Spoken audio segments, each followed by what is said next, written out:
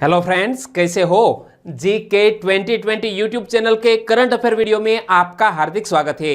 आज है 8 अगस्त 2020 और सभी बड़ी खबरों को कवर करते हुए हमने आज का करंट अफेयर का वीडियो तैयार किया है। क्वालिटी की दृष्टि से सुपर से भी ऊपर है हमारा यह वीडियो। और आप चाहे क्लास 1 से लेकर क्लास 4 तक की कोई भी एग्जामिनेशन की प्रिपरेशन कर रहे हैं और आपके सिलेबस में यदि करंट अफेयर का टॉपिक है तो हमारे इस वीडियो से आपको निश्चित तौर ही मदद मिलेगी। और 1 साल तक के लिए हमारी इस चैनल को आपने फॉलो कर लिया तो आपका सोचने का तरीका ही बदल जाएगा। चलिए स्टार्ट करते हैं पहले क्वेश्चन से। पहला क्वेश्चन, हाल ही में राष्ट्रीय हथकरघा दिवस कब मनाया गया। हर साल नेशनल हैंडलूम डे मनाया जाता है 7 अगस्त को, यानी कि कल ही 7 अगस्त थी और कल मनाया गया नेशनल हैंडलूम डे। और इसकी शुरुआत कब हुई थी, इसके पीछे का इतिहास क्या है, सारे क्वेश्चन यहां हम कवर करेंगे। तो हम बात करते हैं अब नेशनल हैंडलूम डे और इनसे जुड़े क्वेश्चन की। तो पहला क्वेश्चन, राष्ट्रीय हथकरघा दिवस मनाने का वर्चुअल तरीके से आयोजन किसने किया।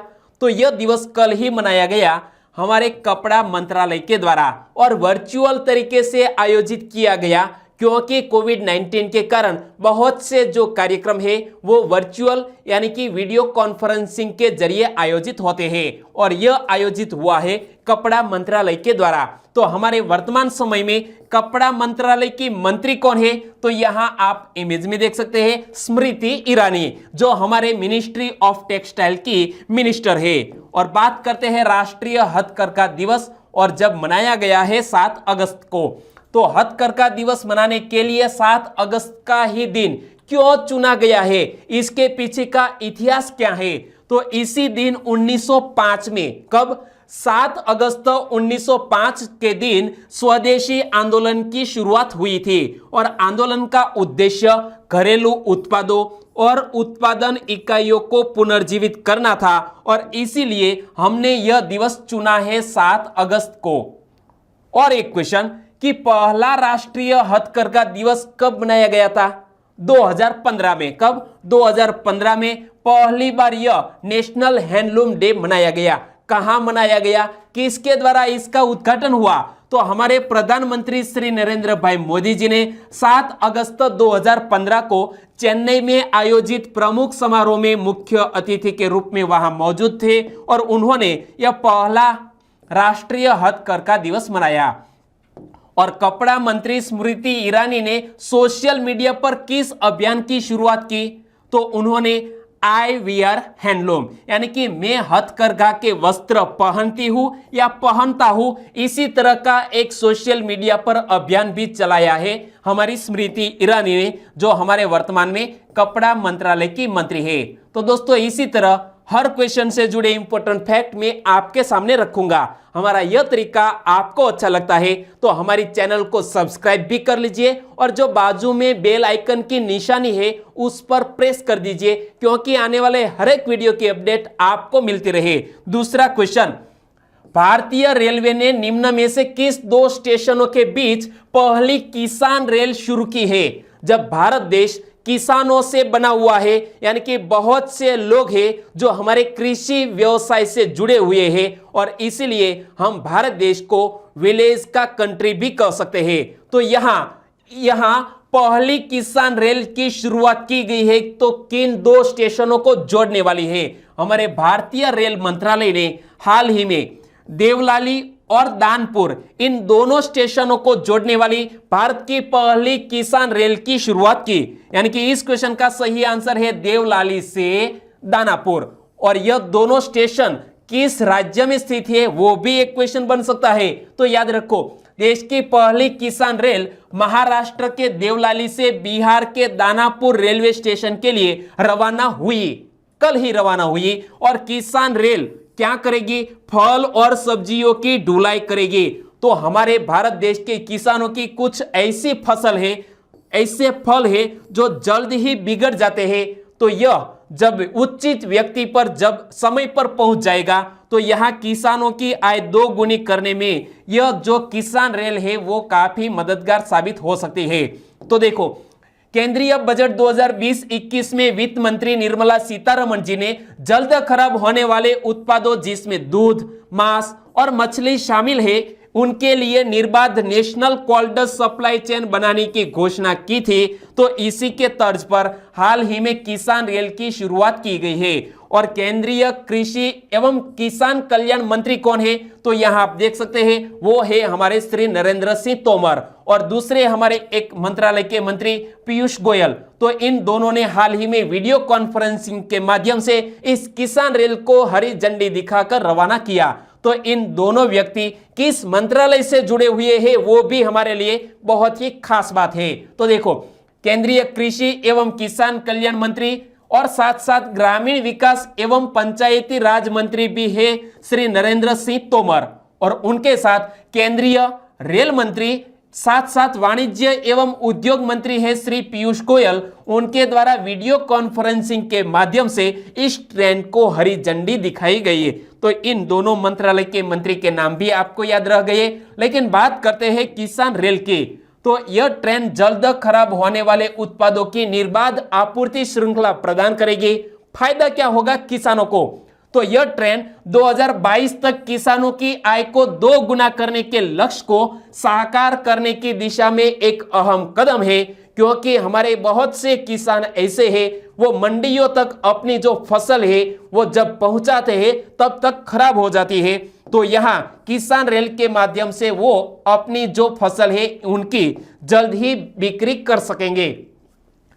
तीसरा क्वेश्चन, 6 अगस्त 2020 को निम्न में से किस महान व्यक्ति की पहली पुण्यतिथि पर राष्ट्र ने श्रद्धांजलि अर्पित की? यानी कि पिछले साल 6 अगस्त 2019 को हमारे देश की विदेश मंत्रालय की मंत्री ऐसी सुषमा स्वराज जो हमारे एक्सटर्नल अफेयर मिनिस्टर थी, उनका देहांत हो गया था।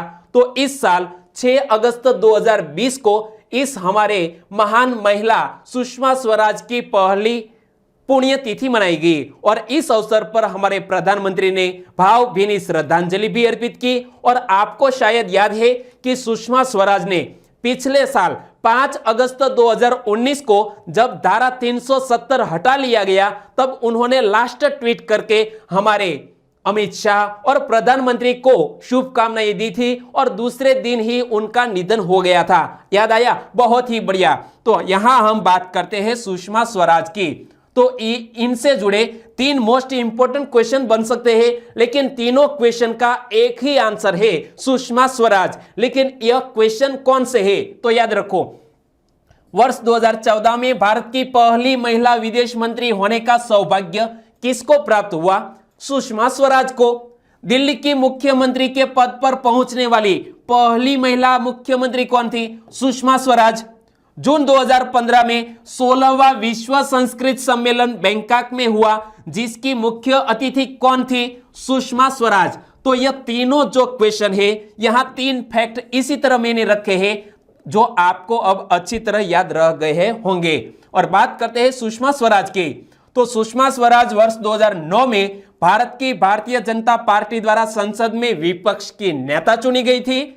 इस नाते वे भारत की 15वीं लोकसभा में प्रतिपक्ष की नेता भी रह चुकी थी सुषमा स्वराज। और सुषमा स्वराज ने यूनाइटेड नेशंस में जो अपना भाषण दिया, उनके कारण पाकिस्तान पूरे विश्व में अलग थलग हो गया था। यानी कि अपनी यह भाषण देने के लिए खास लोगों को प्रभावित करने का एक बहुत ही अच्छा जज्बा रखती थी सुषमा स्वराज। तो विदेश मंत्री रहते हुए सुषमा स्वराज ने अपनी एक चर्चित भाषण में सितंबर 2016 में संयुक्त राष्ट्र में दिल्ली में ही भाषण दिया था और उनके इस भाषण की पूरे देश में चर्चा हुई थी और यूनाइटेड नेशंस में भी हिंदी में भाषण दिया था और पाकिस्तान को अलग थलग कर दिया था सुषमा स्वराज ने।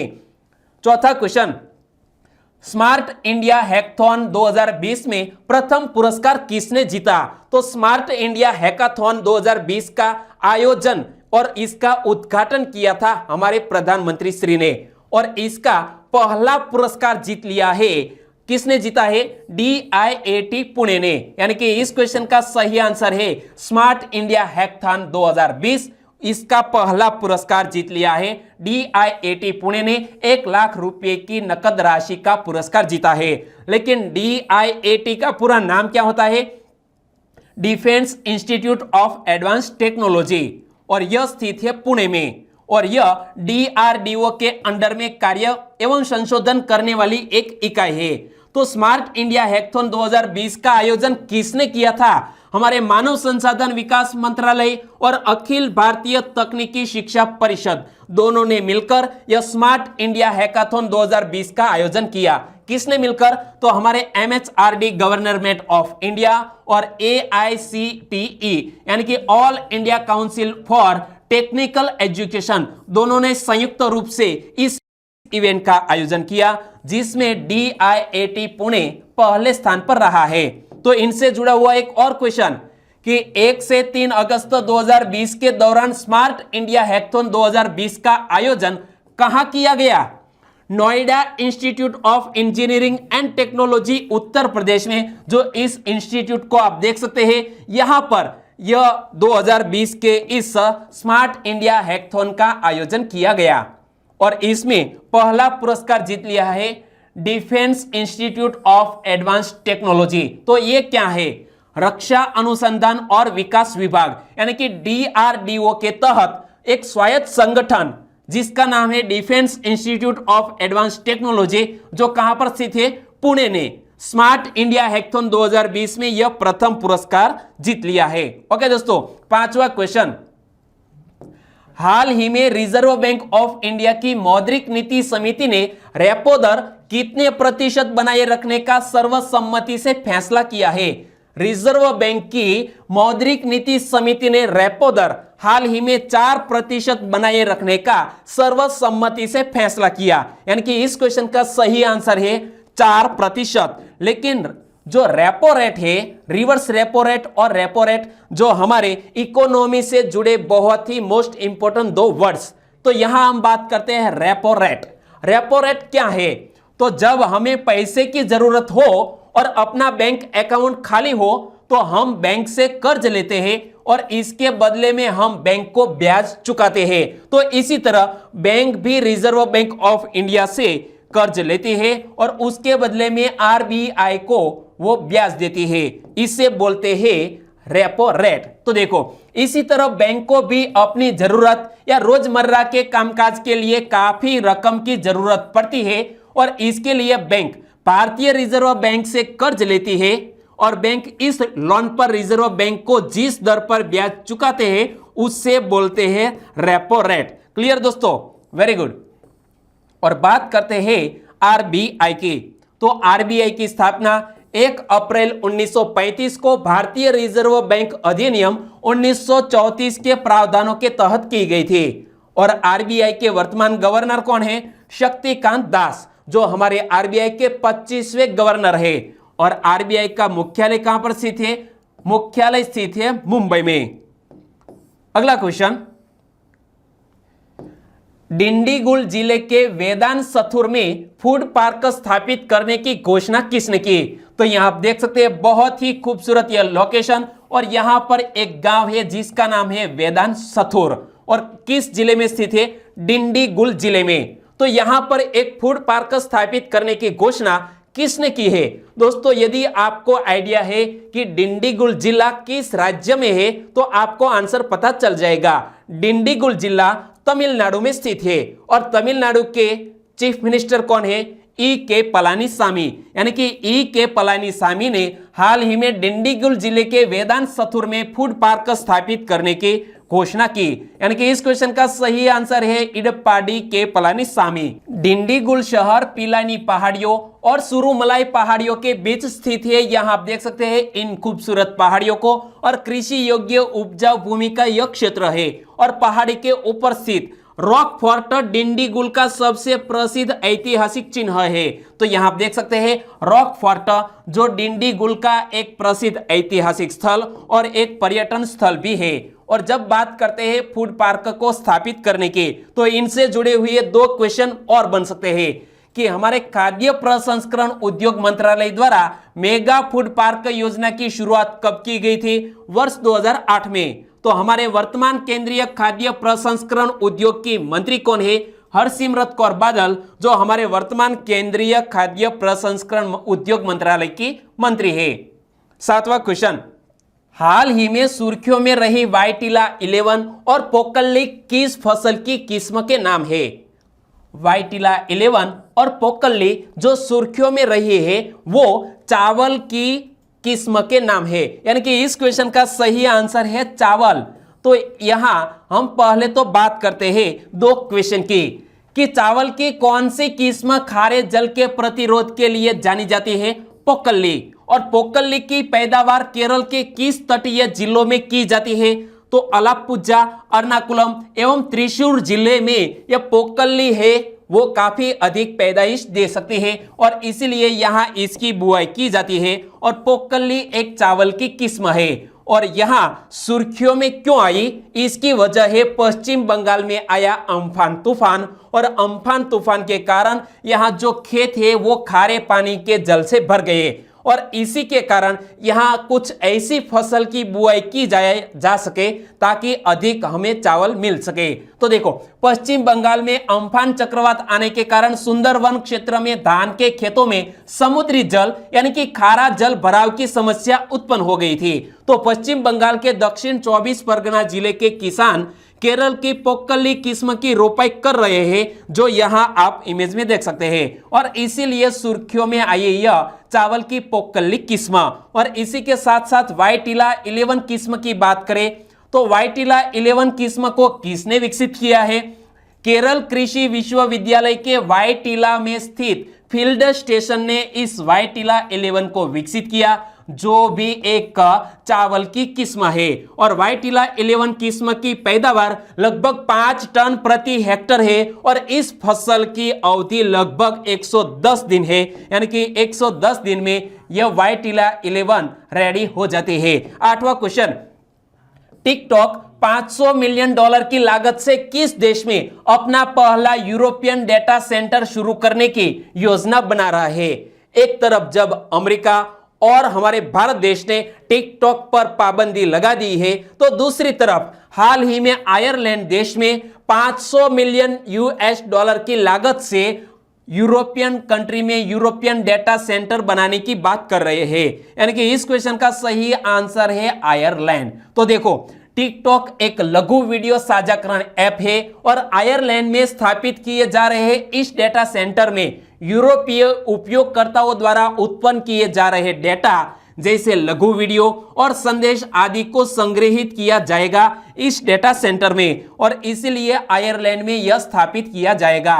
और संयुक्त राज्य अमेरिका की बात करें, जब टिकटॉक की बात करते हैं तो यहां हम बात करते हैं टिकटॉक और अमेरिका की। तो संयुक्त राज्य अमेरिका संसद में एक मत से सरकारी उपकरणों पर चीनी स्वामित्व वाले वीडियो शेयरिंग ऐप टिकटॉक पर बैन लगाने वाला एक विधेयक भी पारित किया है, यानी कि अमेरिका ने टिकटॉक पर बैन लगाने के लिए एक विधेयक पारित किया।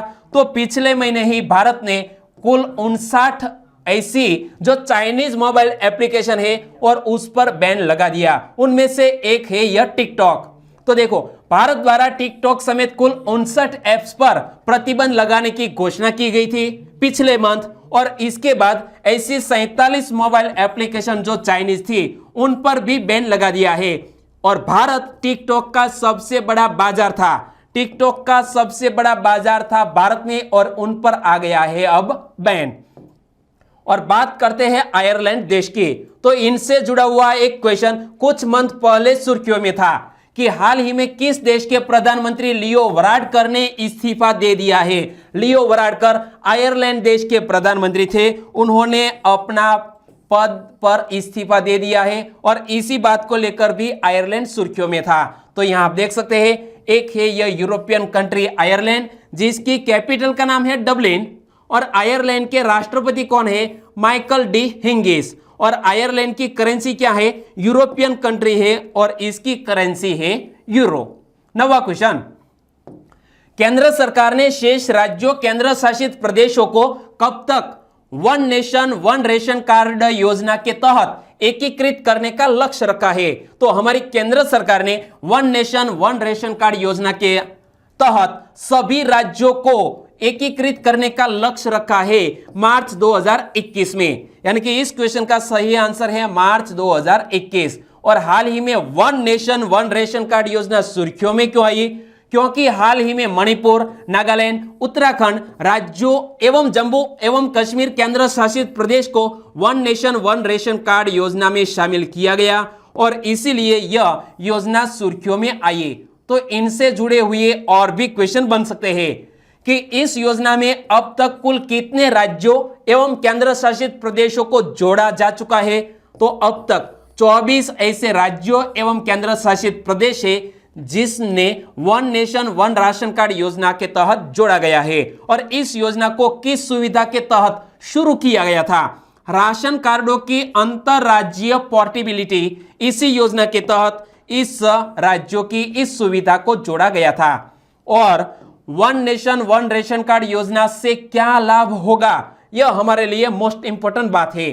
तो खाद्यान्नों के वितरण में अधिक पारदर्शिता एवं दक्षता को बढ़ावा मिलेगा। प्रवासी मजदूरों की खाद्य सुरक्षा को सुनिश्चित किया जा सकेगा। वर्ष 2030 तक भूखे को खत्म करने के लिए जो हमने सस्टेनेबल डेवलपमेंट गोल 2 निर्धारित किया है, इस लक्ष्य को प्राप्त करने में भी मददगार साबित हो सकती है यह योजना। और इसीलिए आपको इसके बारे में डिटेल में पढ़ना चाहिए। 10वां क्वेश्चन, रो a history of India's covert operations पुस्तक किसने लिखी है? यहां आप इस किताब की टाइटल पेज को भी देख सकते हैं, रो a history of India's covert operations. और इस किताब को लिखा है यतीश यादव ने। यानी कि इस क्वेश्चन का सही आंसर है यतीश यादव और उन्होंने इस किताब को लिखा है। तो यतीश यादव एक जांच पड़ताल करने वाले पत्रकार और लेखक है। और इस नई किताब में भारत की जासूसी एजेंसी जिसका नाम है रो, जिसका पूरा नाम है रिसर्च एंड एनालिसिस विंग, तो इनके द्वारा किए गए वीरतापूर्ण कार्य संचालन की एक झलक देखने को पढ़ने को मिलेगी इस किताब ने। और इस किताब को लिखा है यतीश यादव ने। और यहां हम बात करते हैं RAW की। तो रो के संस्थापक कौन थे? महान स्पाई मास्टर रामेश्वरन नाथ का वो रो के संस्थापक थे। लेकिन RAW यानी कि रो के वर्तमान प्रमुख कौन है? सामंत गोयल, जो यहां आप इमेज में देख सकते हैं। और रो का हेडक्वार्टर कहां पर स्थित है? नई दिल्ली में। रो की स्थापना कब हुई? 21 सितंबर 1968 को हमारे इस रिसर्च एंड एनालिसिस विंग यानी कि हमारे भारत देश की इस खुफिया एजेंसी की स्थापना हुई थी। 11वां क्वेश्चन, सेबी के वर्तमान अध्यक्ष कौन है? सेबी के वर्तमान अध्यक्ष है अजय त्यागी। यानी कि इस क्वेश्चन का सही आंसर है अजय त्यागी। लेकिन सेबी के इस अध्यक्ष का कार्यकाल हाल ही में 18 मंथ तक के लिए बढ़ा दिया गया है। यानी कि तकरीबन 1 साल 6 मंथ के लिए हमारे सेबी के अजय त्यागी का कार्यकाल बढ़ा दिया गया है और इसीलिए यह सुर्खियों में आए। तो देखो, प्रधानमंत्री नरेंद्र मोदी की अध्यक्षता वाली मंत्रिमंडल की नियुक्ति समिति ने अजय त्यागी के कार्यकाल को 18 महीने यानी 1 सितंबर 2020 से लेकर 28 फरवरी 2022 तक बढ़ाने को मंजूरी दे दी गई है। यानी कि सेबी के इस हमारे अध्यक्ष अजय त्यागी वो 2022 तक बने रहेंगे पद पर। और अजय त्यागी 1984 बैच के IAS यानी कि सेवानिवृत्त एक अधिकारी हैं और जिन्हें मार्च 2017 को सेबी के अध्यक्ष के रूप में 3 साल के लिए नियुक्त किया गया था, जिसका कार्यकाल हाल ही में पूर्ण हुआ था। तो उन्होंने अपना कार्यकाल अब बढ़ा लिया है। और बात करते हैं सेबी की। तो सेबी यानी कि इसका पूरा नाम क्या होता है दोस्तों, कमेंट सेक्शन में मुझे जरूर बताना।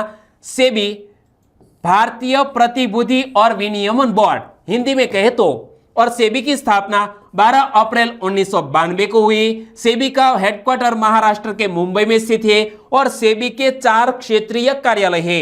एक है नई दिल्ली में, दूसरा कोलकाता में, तीसरा चेन्नई में और चौथा अहमदाबाद में। और सेबी प्रतिभूति बाजार का विकास और उनके विनियमन का कार्य करता है। तो यह इनका प्रमुख कार्य है सेबी का। 12वां क्वेश्चन, हाल ही में नोबेल शांति पुरस्कार विजेता जॉन ह्यूम का निधन हो गया। वे किस देश के नेता थे?